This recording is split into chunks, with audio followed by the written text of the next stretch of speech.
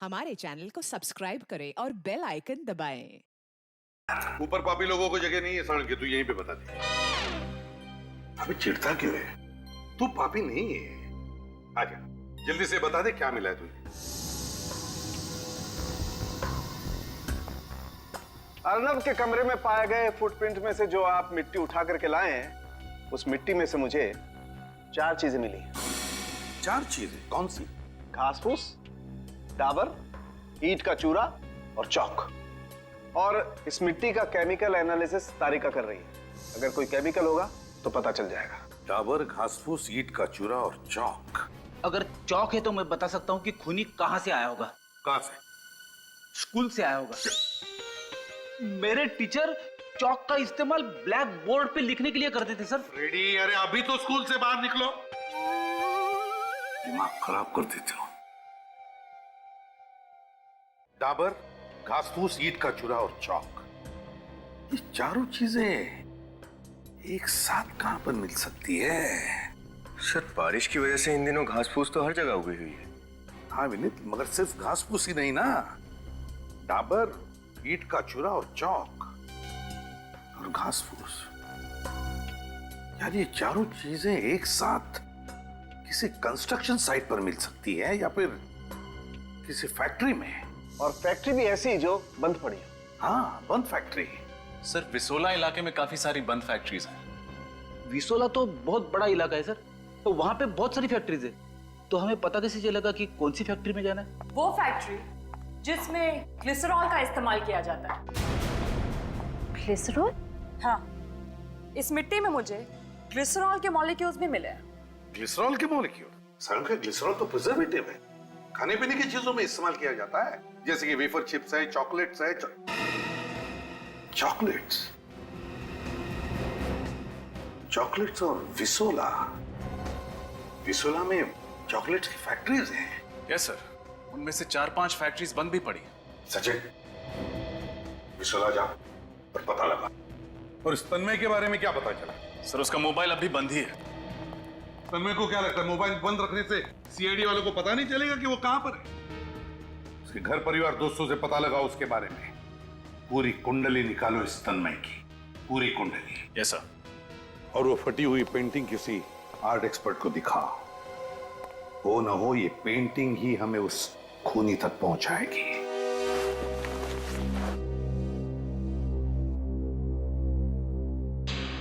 अरे ये तो बड़ी मशहूर पेंटिंग है, रवि ने बनाई थी। नाम सुना है रवि का? सॉरी, नहीं। बहुत मशहूर पेंटर था वो। करीब करीब 30 साल पहले बनाई थी उसने। आपको कहां से मिली है? जिस आदमी का खून हुआ उसके घर पर मिली। अच्छा ये बताओ कि आज की डेट में इस पेंटिंग की कीमत क्या होगी? आज की डेट में करीब करीब 50 लाख तो होगी ही होगी। 50 लाख? हाँ। किसका खून हुआ है? अर्नब नाम का एक आर्ट कलेक्टर था, उसी के घर से ये मिली। यही पेंटिंग्स वगैरह बेचने का बिजनेस था उसका। अरे पेंटिंग बेचने खरीदने वाले को तो करीब करीब सबको ही मैं जानता हूँ, लेकिन ये अर्नब नाम का तो कभी मैंने सुना ही नहीं। अच्छा एक बात बताओ, जब इस तरह की इतनी महंगी पेंटिंग बेची या खरीदी जाती है तो सबको पता चल जाता होगा? हाँ ऑफ कोर्स। तो आप बता सकते हैं कि आखिरी बार ये पेंटिंग किसने खरीदी थी? ये पेंटिंग मेरे ख्याल है कोई नरेंद्र नाम के आदमी को बेची थी। बहुत पैसे वाला है, लंदन में रहता है। तो फिर ये पेंटिंग यहाँ इंडिया में कैसे आई?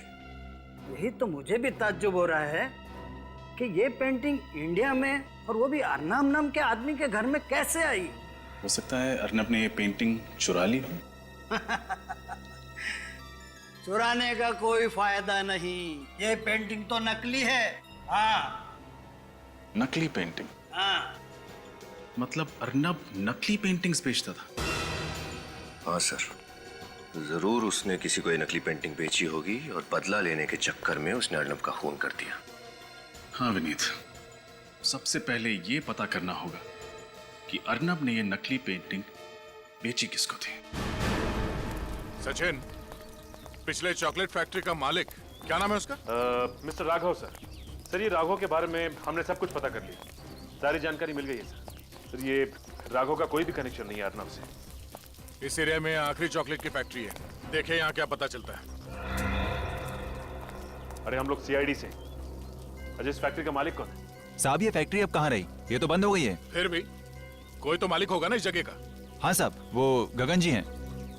उस दिन पार्टी में गगन नाम का कोई भी मेहमान नहीं था।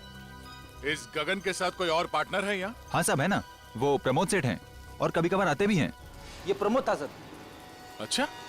हाँ सर, जब अर्नव की मौत हुई तब प्रमोद हॉल में नहीं था, गायब था।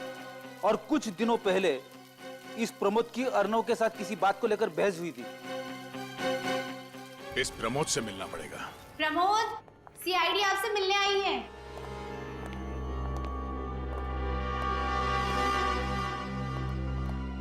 हमें आपसे कुछ पूछना है। देखिए, मुझे जो बताना था मैंने बता दिया है। आप लोग बार बार मुझे परेशान क्यों कर रहे हैं? सीआईडी किसी को परेशान नहीं करती, परेशानी का हल निकालती है। जो कुछ आपसे पूछा जाए चुपचाप सीधे सीधे उसके जवाब दीजिए मिस्टर प्रमोद, समझे? पूछिए। फ्रेडी, घर की तलाशी लो। ओके। 1 मिनट, मैंने आपसे कहा हमारे काम में दखल अंदाजी मत कीजिए, वरना आप वाकई परेशानी में पड़ सकते हैं। वैसे प्रमोद जी, आप कह रहे थे कि आप पहले वॉशरूम में गए, उसके बाद वहां से चलकर हॉल में आए जहां पे पार्टी चल रही थी। मतलब आप स्टडी रूम में गए ही नहीं, है ना? नहीं। पक्का? पक्का। तो फिर आपके फुटप्रिंट्स स्टडी रूम में कैसे पाए गए? फुटप्रिंट्स? हाँ, फुटप्रिंट्स, पैरों के निशान स्टडी रूम में कैसे? सर, कमरे में से ये गन और ब्रीफकेस मिली है,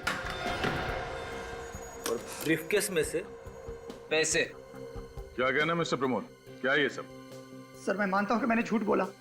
मैं वॉशरूम का बहाना करके अर्नब के स्टडी रूम तक गया था सर। मतलब आपको पहले से ही पता था कि अर्नव स्टडी रूम में? नहीं सर, मैं जब हॉल की तरफ जा रहा था तो खिड़की में मैंने अर्नब को देखा। और उसी खिड़की से तुम अंदर घुसे, उसे गोली मार दी और फिर चुपचाप वहां से बाहर निकल गए, क्यों?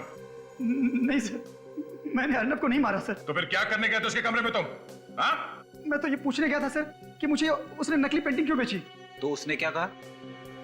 जवाब ही नहीं था सर उसके पास, फ्रॉड कहीं का। उसके बाद मैंने उससे अपने पैसे मांग लिए सर। और उसने पैसे देने से इनकार कर दिया, है ना? हाँ सर, मैंने उससे धमकाया, पुलिस में जाने की बात की, कोर्ट में केस करने की बात कही। तब जाकर सर वो ढीला पड़ा। फिर उसने मुझे पैसे दिए और मैंने पेंटिंग वहीं फाड़ कर फेंक दिया सर, ताकि वो किसी और को धोखा ना दे सके। और फिर उसी खिड़की से तुम बाहर आए, बैग को जाके गाड़ी में रखा और पार्टी में आके शामिल हो गए। हाँ सर, मैंने अर्नब को नहीं मारा सर। मुझे मेरे पैसे मिल गए, मैं अर्नब को क्यों मारूंगा सर? इस अर्नब ने किसी और के साथ भी ऐसा ही फ्रॉड किया था? हाँ सर, फ्रॉड किया होगा, वो तो फ्रॉड ही था। और हाँ, जब मैं अर्नब के स्टडी रूम में घुस रहा था तो मैंने उसको फोन पर किसी से बात करते हुए सुना। तुम जानती नहीं हो मैं कौन हूं। मैं चाहूं तो तुम्हें किसी भी वक्त बर्बाद कर सकता हूं।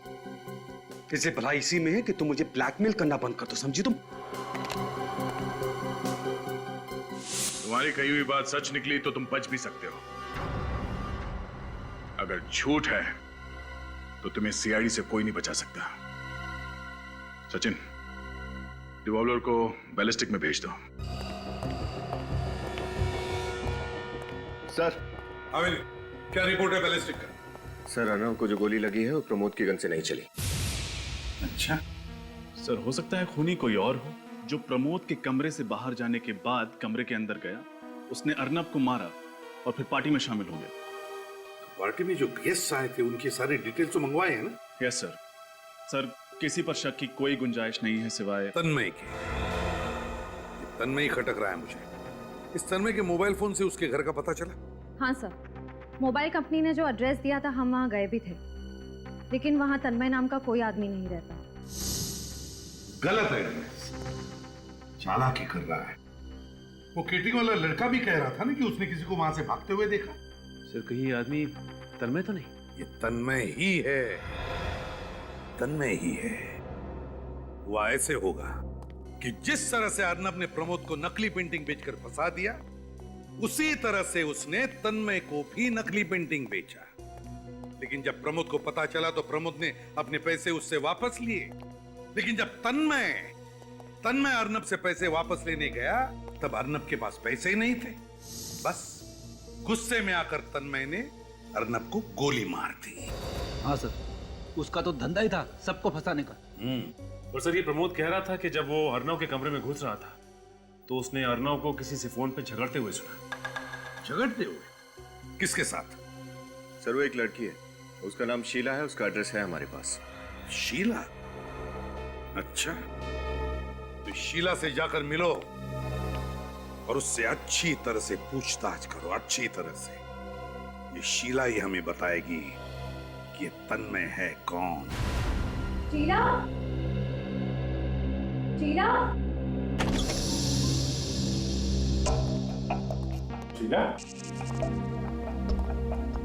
शीला, सर,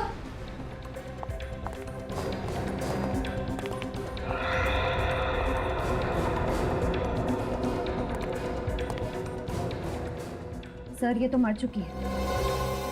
सर ये देखिए, गोली लगी है। सर एक बात समझ में नहीं आ रही है, ये शीला अर्नव को ब्लैकमेल कर रही थी। अब ना अर्नव रहा ना शीला, दोनों ही मर चुके हैं। इसका मतलब कोई तो है जो अर्नब और शीला दोनों को अपने रास्ते से हटाना चाहता था। और वो जो कोई भी है रजत, शीला उसे अच्छी तरीके से जानती थी। ये देखा, दोनों कप में चाय है, मतलब वो दोनों यहाँ बैठ के चाय पी रहे थे। फिर किसी वजह से शीला किचन की तरफ गई होगी, तो उस आदमी ने पीछे से गोली मार दी। चेक करो घर को अच्छी तरीके से। सर कमरे में से ये मोबाइल मिला है। अच्छा, कॉल लिस्ट चेक करो। सर काम नहीं कर रहा, डेड है। सर ये डिवोर्स पेपर्स देखिए, शीला किसी गौरव की पत्नी थी। इन पेपर्स पे कोर्ट की मोहर नहीं लगी है, मतलब डिवोर्स प्रोसीडिंग अभी चल रही है, डिवोर्स फाइनल नहीं हुआ है। गौरव, कहीं शीला की मौत में इस गौरव का तो हाथ नहीं? मिस्टर गौरव, हम लोग सीआईडी से। सीआईडी? जी कहिए। कहेंगे आप, पूछेंगे हम। सचिन, रेडी, घर की तलाशी लो। बट मैंने किया क्या है? अपनी पत्नी का खून। क्या?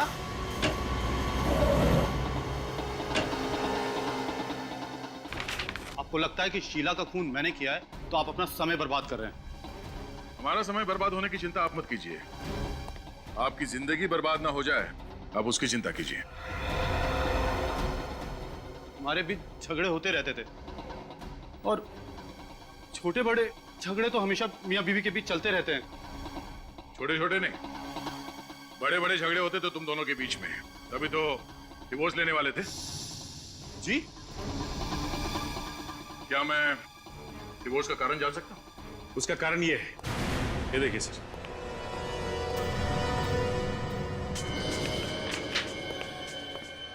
Dear Sheela, from Sumit. Love letters, love cards, ये सब क्या है गौरव जी? शीला का किसी और से अफेयर था, वो किसी और से प्यार करती थी। पर हर पति को जिस तरह नाराजगी होती है, तुम्हें भी हुई, बल्कि तुम्हें नाराजगी नहीं हुई, तुम इस बात को बर्दाश्त नहीं कर पाए और तुमने शीला का खून कर दिया। ये बात सच नहीं। शुरू में मुझे नाराजगी हुई थी, फिर मैंने सोचा कि जब हमारी बनती नहीं तो साथ रहकर क्या फायदा। तो फिर ये कार्ड्स और लेटर्स कहां से आए? ये उस वक्त के हैं जब शीला का न्यू अफेयर हुआ था, तब वो यहीं रहती थी। कल रात कहाँ थे? कोलकाता। अभी 2 घंटे पहले की फ्लाइट से वापस आया हूँ। अगर आप चाहें तो मेरा बोर्डिंग पास और टिकट चेक कर सकते हैं। हम बाद में देख लेंगे। पहले ये बताइए कि क्या आप जानते थे कि आपकी पत्नी शीला अर्नब को जानती थी? अर्नब? ये नाम तो मैंने पहले कभी नहीं सुना। अच्छा, ये सुमित, इसका नाम तो सुना होगा। क्या जानते हैं आप इसके बारे में? सच कहूं, सुमित कौन था, कहां से आया, क्या करता था, मुझे कुछ नहीं पता। बट एक बात मैंने उसकी नोटिस की थी, वो 1 नंबर का फ्रॉड आदमी था। वो कैसे? सर, शीला से हमेशा झूठे वादे करता था कि हम अमेरिका में सेटल हो जाएंगे, अमेरिका में मेरा बिजनेस है, ये वो वगैरह वगैरह। बट मुझे कभी यकीन नहीं होता था। अमेरिका तो छोड़िए सर, उसके पास तो अमृतसर तक जाने के पैसे नहीं होते थे। वो तो शीला से हमेशा पैसे उधार लेता था।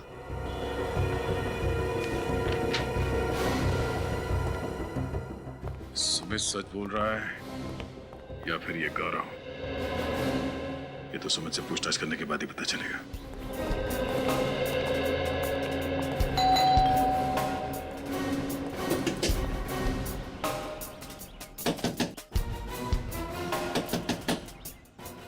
क्या बात है, कोई दरवाजा नहीं खुला? एक काम करो, तोड़ दो। यश, मुझे सुमित, हम सीआईडी से तुमसे कुछ पूछताछ करनी है। मैं सुमित नहीं हूँ, मैं संजय हूँ, सुमित का रूममेट। सुमित से मिल सकते हैं? होता तो मिलवा देता। मतलब? मैडम, वो 1 घंटा पहले अपना सामान लेकर यहाँ से चला गया, तो कैसे मिलूँ? सचिन शेर, तलाशी लो। तलाशी क्यों? चुपचाप खड़े रहो। इधर आओ। सुमित किधर गया तुम्हें पता? मैं सुमित का रूममेट हूँ, गार्डियन नहीं। मुझे बता के नहीं गया। उसने कभी शीला नाम की लड़की के बारे में तुम्हें बताया? उसका अफेयर चल रहा है शीला के साथ, बट एक्चुअली उसे शीला में इंटरेस्ट नहीं है, उसकी दौलत में इंटरेस्ट। तो उसका कोई फोटो दिखा?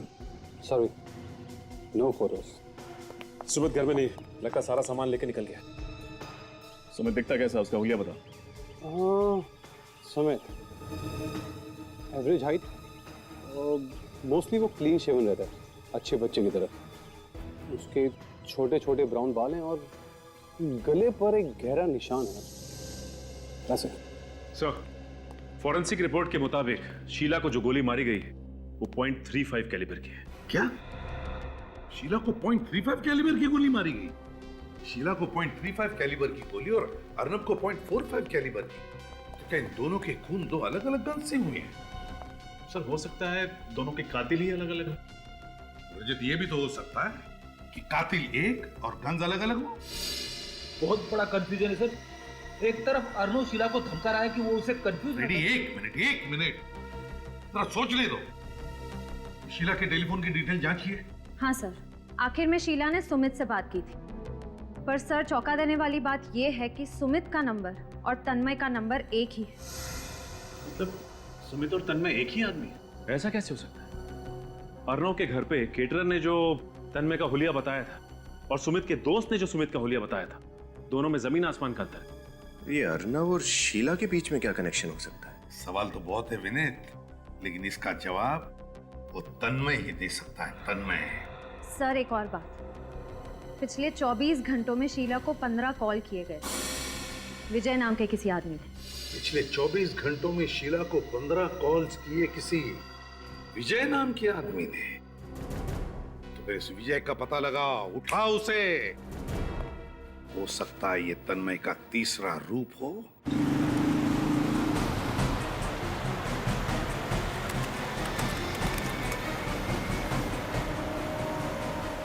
सर, ये विजय तो हाईवे की तरफ भाग रहा है। लगता है इस शहर से भागने की तैयारी में है। तो हम भी उधर ही चलते। एक बार वो शहर से बाहर भाग गया तो उसे पकड़ पाना मुश्किल होगा। सर, मुझे लगता है कि ये विजय और तन्मय एक ही आदमी है और दूसरे फोन से ऑपरेट कर रहा है। एसीपी साहब भी यही कह रहे थे। ये आदमी भेस बदलने में माहिर है, अपना मर्डर वेपन, अपनी गन भी बदलते रहता है।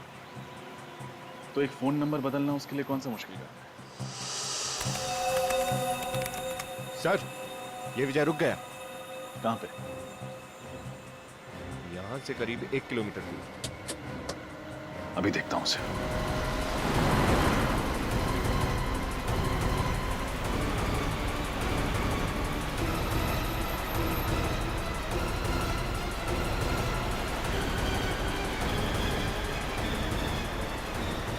हो रही गाड़ी।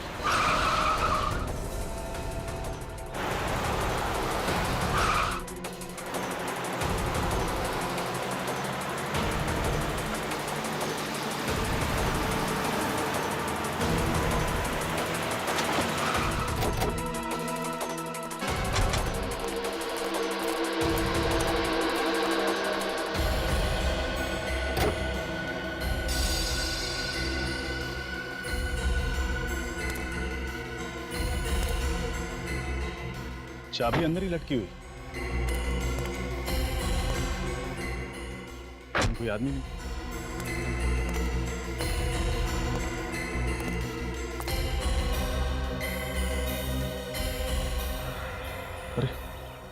उधर कोई गिरा हुआ है।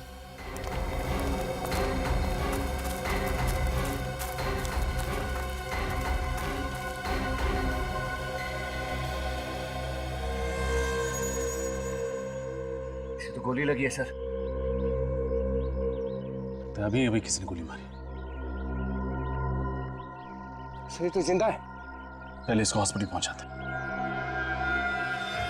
कहीं ये विजय तो नहीं? जी। अच्छा जी, थैंक यू सर। विजय की हालत बहुत खराब है, इसके बचने की उम्मीद कम है। भगवान करे बेचारा बच जाए। अच्छा, फोरेंसिक रिपोर्ट आ गया? आ गई, फॉरेंसिक रिपोर्ट आ गई। बॉस, ये है वो गोली जिससे विजय को मारा गया। .22 कैलिबर की।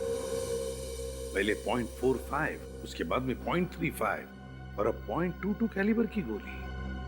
मतलब इस आदमी के पास हर तरह के गन्स हैं। और वो अलग अलग मेकअप करके भी घूमता है सर। हर आदमी ऐसा मेकअप नहीं कर सकता जब तक उसे मेकअप के बारे में जानकारी ना हो। सर हो सकता है कोई आर्टिस्ट हो, स्टेज पे काम करता हो, या फिर कोई मेकअप आर्टिस्ट।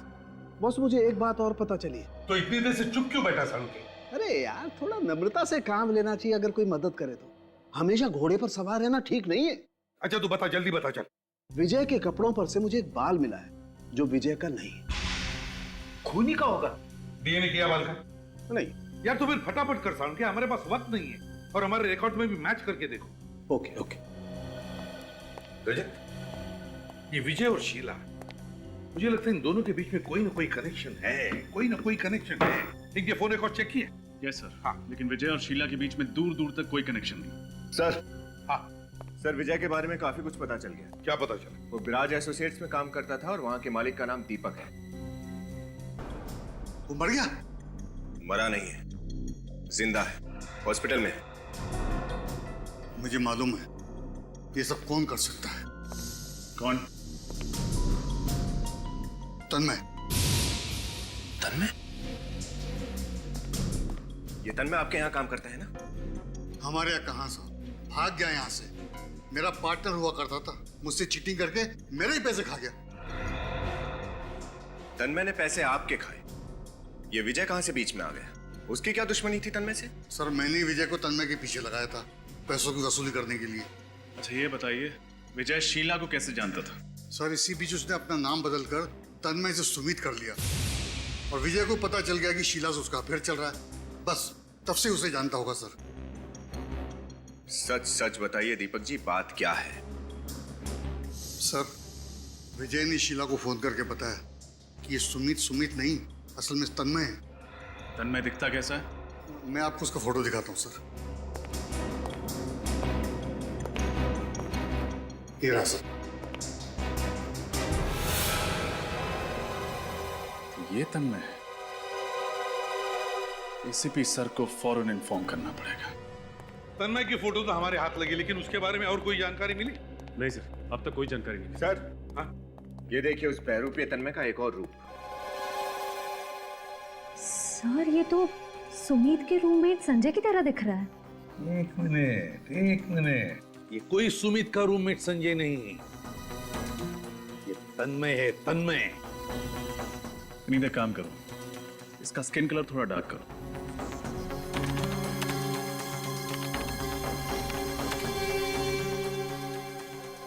अब इसके बाल ठीक करो, इसके स्पाइक्स हटा दो।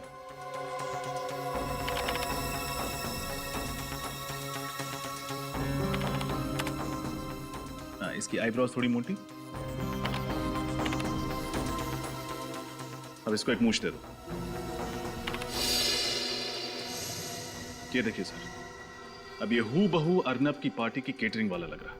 हाँ, तो इसका मतलब जब पार्टी में मर्डर हुआ उस वक्त तन्मय पार्टी में मौजूद था। हाँ, पार्टी में ही था। केटरिंग वाला बनकर उसने हमें तब भी गुमराह किया, ये कहकर कि उसने किसी को भागते हुए देखा है। सर, शीला को मारने की तन्मय के पास ठोस वजह थी, लेकिन उसने अर्नब को क्यों मारा ये समझ में नहीं आ रहा। क्या वजह हो सकती है? विनीत, जरा अर्नब की फोटो निकालो, दिखाओ जरा।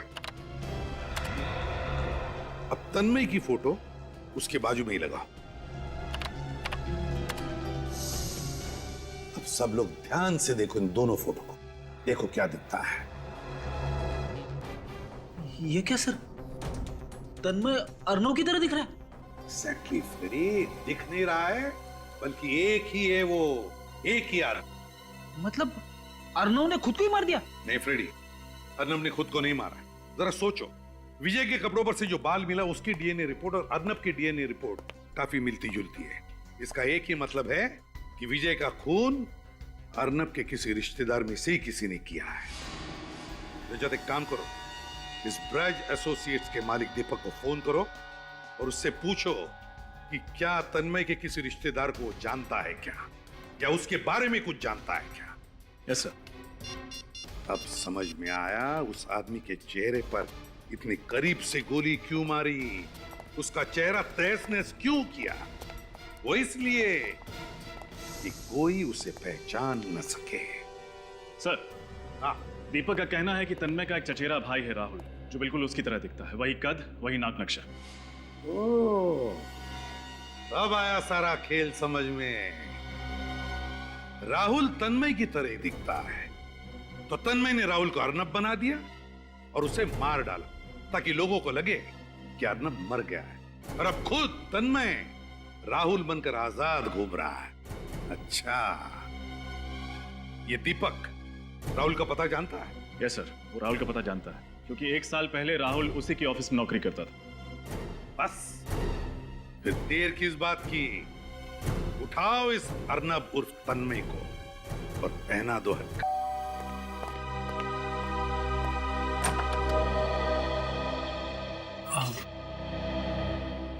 जी, किससे मिलना है आपको? हम लोग सीआईडी से हैं। आप मिस्टर तन्मय? जी नहीं, मैं तो राहुल हूँ। अच्छा, एक्चुअली हमें तन्मय से मिलना है, जरा बुलाइए उसे। तन्मय यहाँ नहीं है, मैं अकेला रहता हूँ यहाँ पर। देखिए, हमें पक्की इंफॉर्मेशन मिली है, इस वक्त तन्मय यहीं पे है। आपको मेरी बात पे यकीन नहीं है ना? आप घर की तलाशी ले सकते हैं। अच्छा, कह रहे हैं तो तलाशी ले लो। इंफॉर्मेशन तो यही है हमारे पास। लेकिन तन्मय ने किया क्या? दरअसल उसने 2 लोगों का खून और एक आदमी पर जानलेवा हमला किया। अरे अरे, घर का चप्पा चप्पा छान मारा। लेकिन तन्मय नहीं मिला। नहीं सर, कहीं नहीं मिला। माफ कीजिएगा, शायद इंफॉर्मेशन गलत थी, आपको परेशान किया, वेरी सॉरी। ओके, चलो भाई।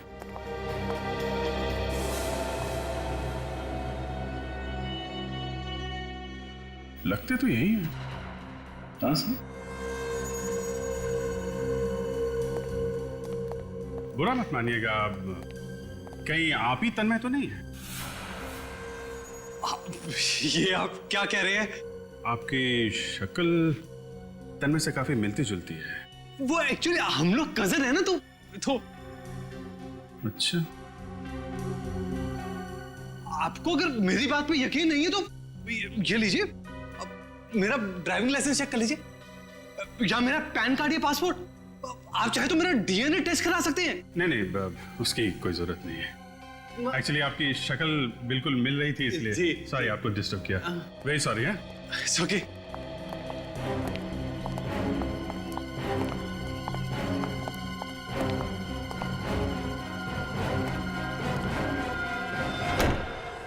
हमें पक्की खबर मिली है कि तन्मय यहीं पर ही है। ढूंढते रह जाओगे सब के सब, क्योंकि राहुल को तो मैं मार चुका हूं और सारे documents, driving licence, PAN card, passport, hospital details अब मेरे हो चुके हैं। तन्मय अभी एग्जिस्ट ही नहीं करता, इसलिए मेरे खिलाफ कोई सबूत ही नहीं है। और कोई मेरा कुछ भी नहीं बिगाड़ सकता।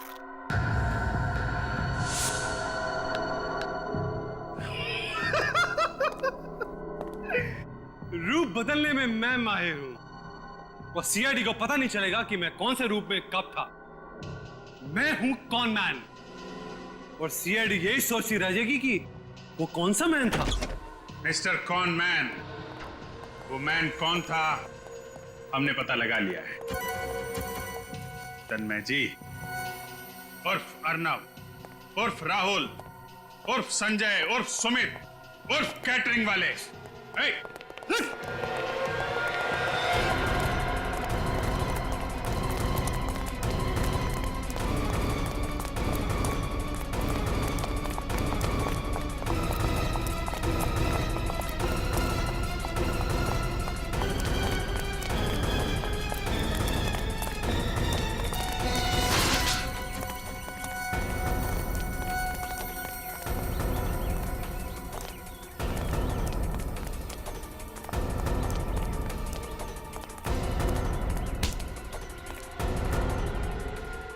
बहुत भाग लिया।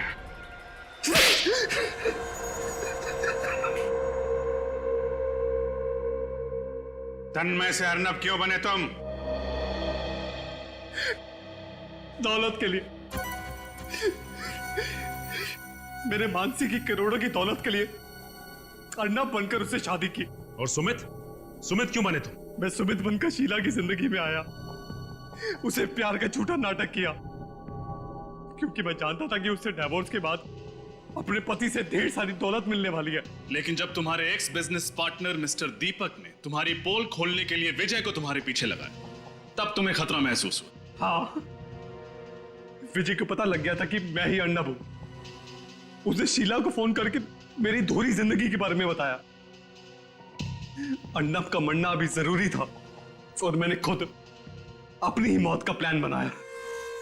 और उसके लिए तुमने अपने भाई राहुल को बलि का बकरा बनाया, जो हूबहू तुम्हारी तरह दिखता था। उसकी लाश को अर्नब बना के वहां रख दिया। हाँ, मेरे पास कोई और चारा नहीं था। और बड़ी ही चालाकी से केटरिंग वाले बनकर उस पार्टी से भाग गए। और सुमित का रूममेट संजय बनकर तुमने हमें फिर से झांसा दिया। हाँ, मुजरिम चाहे कितने ही भेष बदल ले, कानून उसके चेहरे से नकाब उतार ही लेता है। दौलत के लालच में तुम खून पे खून करते गए, अपने भाई तक को नहीं छोड़ा। तुम्हें तो फांसी ही होगी। इसमें क्या है? ओके।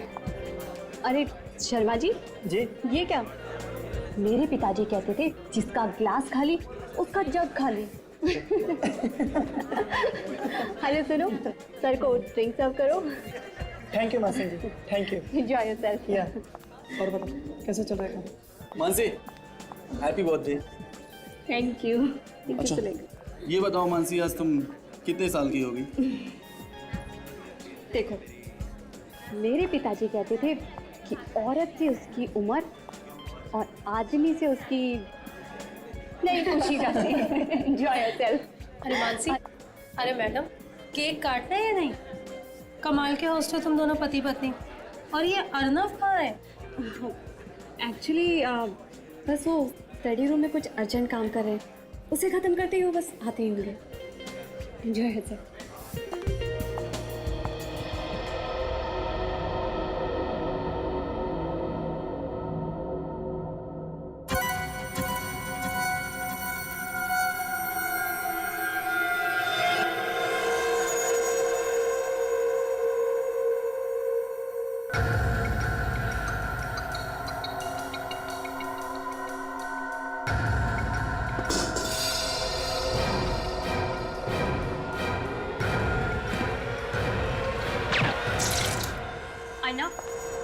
अर्नब, ये सब क्या है? सारे गेस्ट आ चुके हैं, सब आपका वेट कर रहे हैं।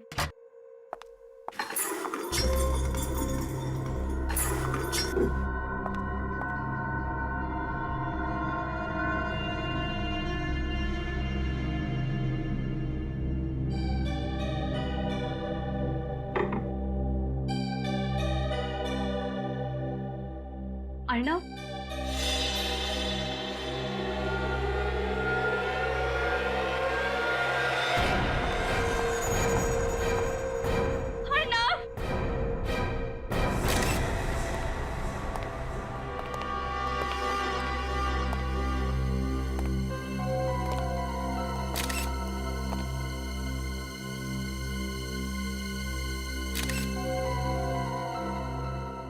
पलटाओ इसे।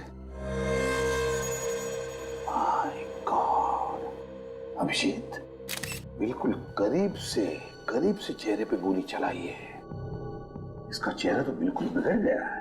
सर, किसी ने भी गोली चलने की आवाज नहीं सुनी, साइलेंसर लगा के फायर किया गया है।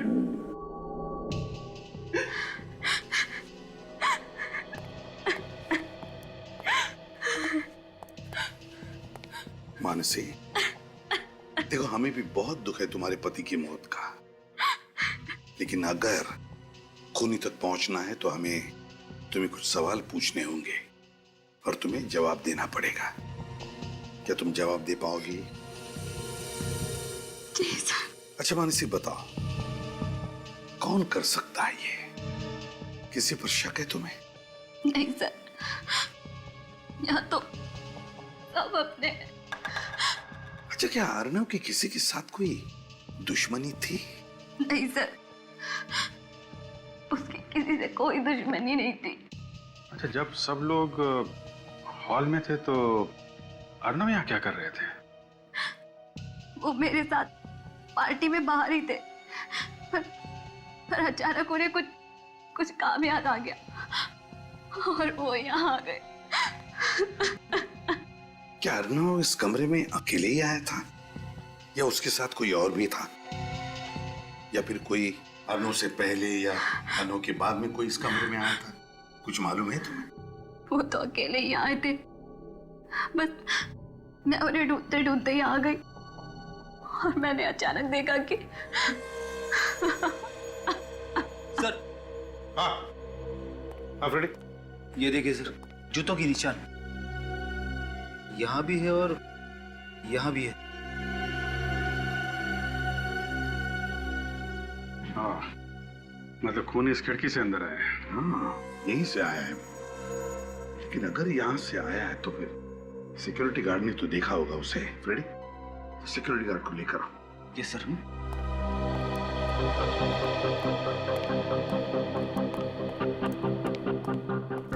वॉचमैन,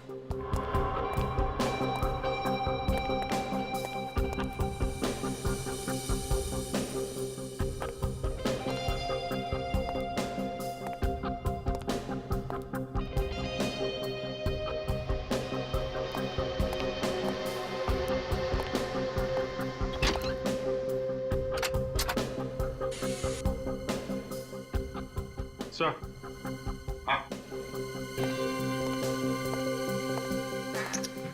तिजोरी खुली हुई है, चाबी लगी हुई है, अंदर कुछ कैश नहीं है और अंदर सिर्फ ये कपड़े जैसी कोई चीज है। क्या है ये? अरे ये तो पेंटिंग है अभिजीत, ये देखो, फटी हुई पेंटिंग। बड़ी अजीब बात है, तिजोरी खाली और उसमें सिर्फ एक फटी हुई पेंटिंग।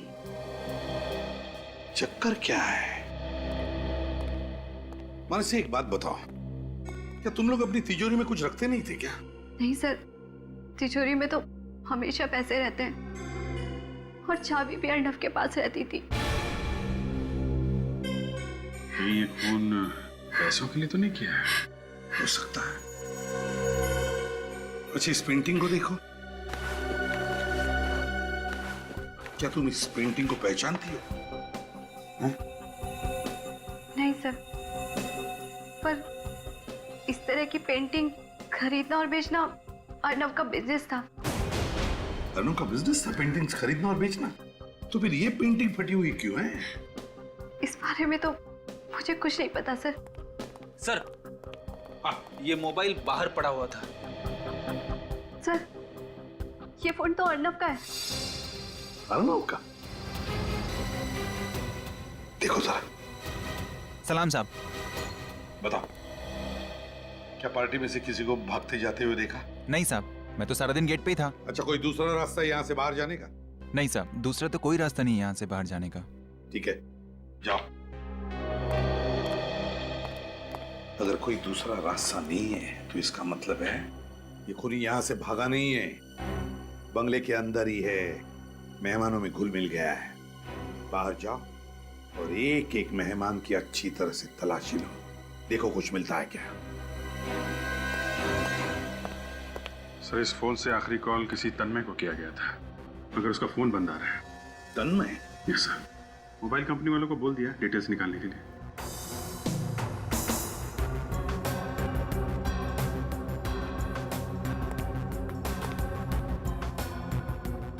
मन से एक बात बताओ, क्या तुम किसी तन्मय को जानती हो? नहीं सर, ये नाम तो मैंने पहली बार सुना है। अच्छा, क्या पार्टी में से कोई बीच में बाहर गया था या कोई बाहर जाके वापस आया? कुछ मालूम है तुम्हें? सर, बाकी सब तो यही थे, पर प्रमोद। प्रमोद? सर, प्रमोद पार्टी के बीच से गायब हुआ था सर। सर, किसी के पास कुछ भी नहीं मिला सर। किसी के पास कुछ भी नहीं मिला। ठीक है, काम करो फ्रेडी, जूते के निशान उठाओ। तुम में से प्रमोद कौन है? Yes sir. तुम प्रमोद हो? सर। पार्टी छोड़कर बाहर गए थे कहीं? हाँ। कहाँ गए थे? सर, पार्टी के दौरान तो मैं यहीं था, बस थोड़ी देर के लिए वॉशरूम गया था सर। वॉशरूम? 2 दिन पहले अर्नव के साथ झगड़ा हुआ था तुम्हारा? वो झगड़ा नहीं था सर, किसी इन्वेस्टमेंट को लेकर थोड़ी सी बहस हुई थी, इतना सीरियस भी नहीं था सर। सर, ये कैटरिंग वाले, इन्होंने किसी आदमी को भागते हुए देखा। अच्छा, कौन था वो आदमी? दिखने में कैसा था? सब मैं ध्यान से देख नहीं पाया था, अंधेरा काफी था, बट चेहरे पे गॉगल्स लगाया हुआ था, टोपी पहना हुआ था, एंड करीबन इतना लंबा होगा, मुझसे थोड़ा सा लंबा। अभिजीत, चलो चलो, इतनी छानबीन करने के बाद कुछ तो हाथ लगा।